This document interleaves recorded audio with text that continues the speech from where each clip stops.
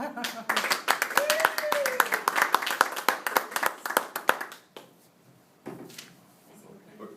you need to move it? That would be great. Okay. Oh, okay. So, I got it. thanks. Oh. I need to lift it. There you And I have this whiteboard, please. go. Oh, yes. Yes, you do. Okay. Yes. All right.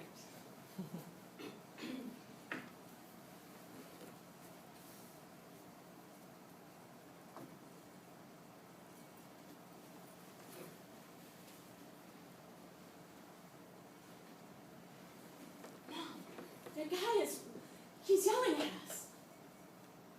What? The guy over there. Mom, what are you doing? What are you thinking?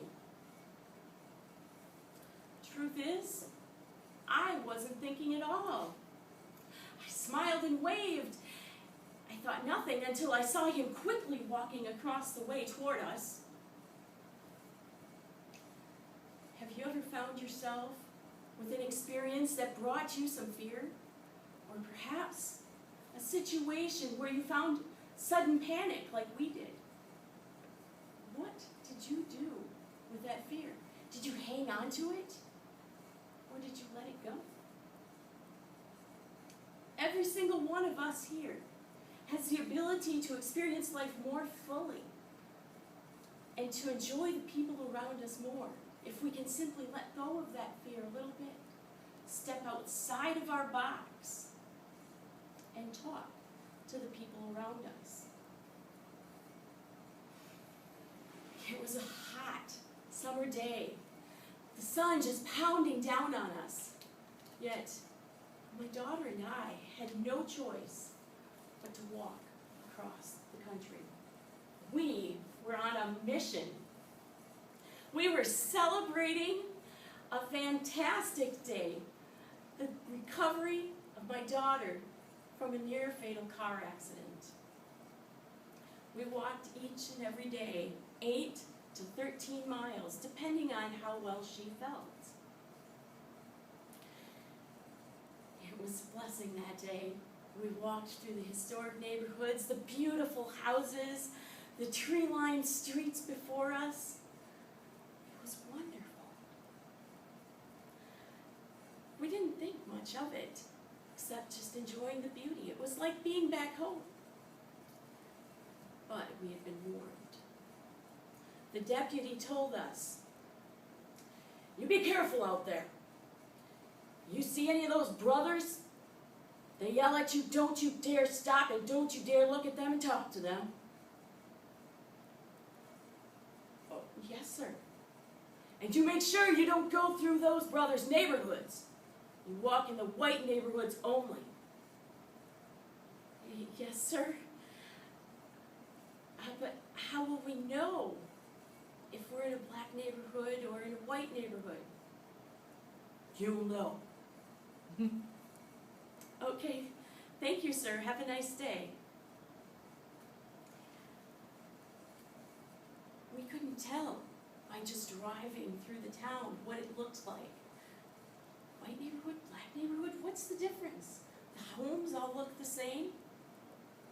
But it was a different story when we were walking.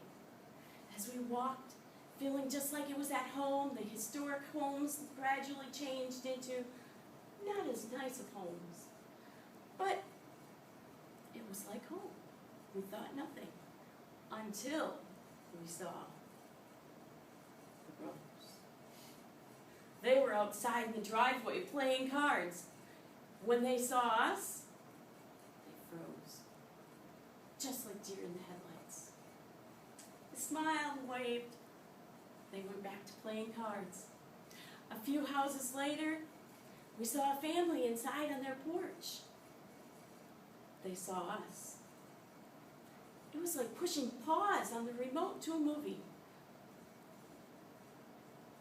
I smiled, I waved.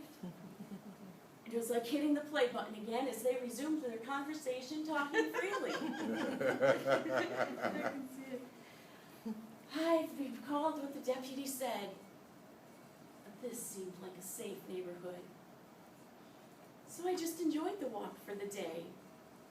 That is, until my daughter said, "Mom, that guy's yelling at us."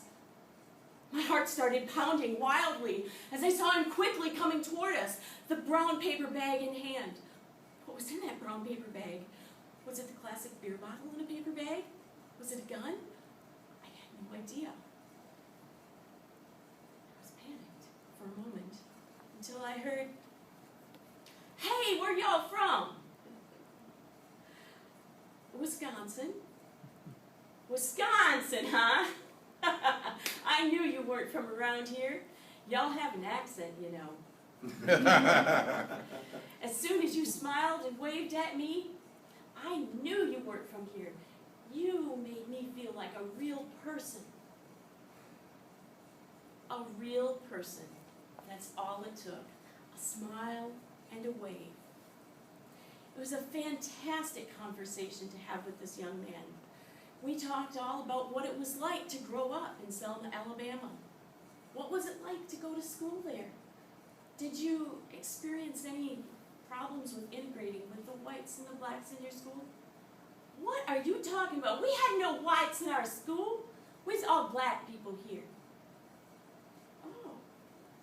Well, tell me more about your education. What did you learn? They don't teach us nothing down here. Really? It was fun to get to know him as he talked about life and how they enjoyed interacting with one another as the black community. But they didn't integrate over here. That was really sad. It was very disheartening to learn that even as he went to school now, or not school, but to work, they didn't look each other in the eyes. In fact, they looked away from each other. Selma, Alabama had captured the hearts of both my daughter and I, perhaps better than any other town on our journey. It was the place that we had learned the most impactful lesson in history. It was the place that we took the time to spend with other people. We stepped outside of our comfort zone. We let go of those fears. And we spent time in the homes of the people in the churches. We spent time with people in the restaurants. We spent time working with our hotel staff as they did their jobs, conversing with them, getting to know what the full picture is of the community. It's not just what one person says. It's not just what another person says. It's a collaborative picture. We got to see a full view of what Selma, Alabama is like in 2012. It's a time to learn, a time to give. What can you do today? Where can you give of yourself? Where can you step outside of your comfort zone and just give to someone else? Make them feel special. Make them feel like they mattered. Martin Luther King did say, the most urgent and persistent question in life is, what can you do to help someone else?